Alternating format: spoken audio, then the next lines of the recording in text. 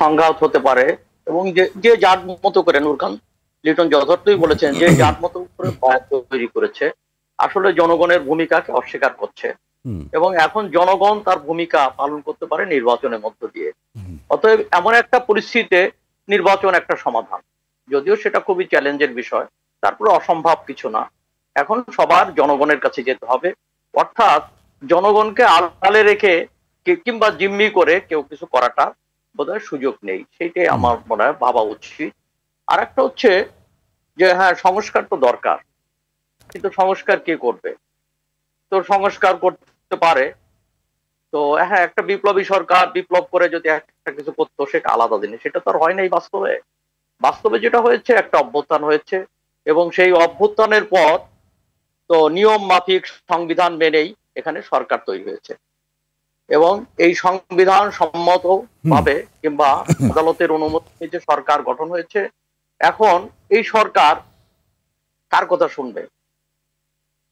তো সেই ক্ষেত্রে জনগণের কাছে ক্ষমতা, এই সরকার কার কথা শুনবে নিরপেক্ষতার প্রশ্নে সে তো সবার সাথে আলোচনা করবে, কিন্তু যে সিদ্ধান্ত বস্তুনিষ্ঠ সে সেই পথেই হাঁটবে। হ্যাঁ, তাহলে কি হবে, দাঁড়াবে? তাকে আলটিমেটলি একটা নির্বাচনের দিকে যেতে হবে, এর কোনো বিকল্প নেই। এখন প্রশ্নটা হচ্ছে যে একটা দাবি যেটা তোলা হয়েছে যে সব সংস্কার শেষে এখন কি কি সংস্কার, সেই ব্যাপারে তো ঐক্যমত হচ্ছে না।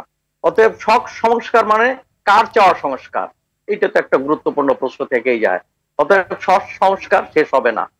এক, দুই নম্বর হচ্ছে যে সংস্কারটা তো করবে কে? এখন সংস্কার করার জন্য তিনটে পথ আছে। ধরেন, একটা হলো পার্লামেন্ট সংস্কার করতে পারে, তাহলে সেই পার্লামেন্টের নির্বাচন দরকার। আর একটা হচ্ছে যে হ্যাঁ, সংস্কারের প্রস্তাব নিয়ে গণভোট হতে পারে, সেটাও পারে। আর একটা হতে পারে যে সেটা হচ্ছে গণপরিষদ গঠন হতে পারে। কিন্তু প্রশ্নটা হচ্ছে যে পদ্ধতিতে এবং যেভাবে আলোচনা অগ্রসর হয়েছে, অতএব আপাতত গণভোট এবং সংসদ গণপরিষদ গঠনের কোনো সুযোগ নেই, কেননা পার্লামেন্ট নির্বাচনকে সামনে রেখেই তো আলাপ আলোচনা হয়েছে এবং যতটুকু ঐক্যমত্য হয়েছে।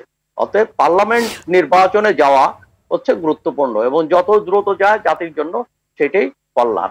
এখন প্রশ্ন হচ্ছে যে সব দল কিন্তু পার্লামেন্ট নির্বাচনকে সামনে রেখে কিন্তু আলোচনায় বসছে। আলোচনায় কিন্তু অন্য কোনো নির্বাচনের বিষয় নেই, যে পার্লামেন্ট নির্বাচন কিভাবে হবে, এবং সেই ব্যাপারে তারা একটা সনদ, জুলাই সনদ বলেন, জাতীয় সনদ বলেন, একটা অঙ্গীকারনামা তৈরি করবে। সেই অঙ্গীকারনামা তারা বাস্তবায়ন করবেন।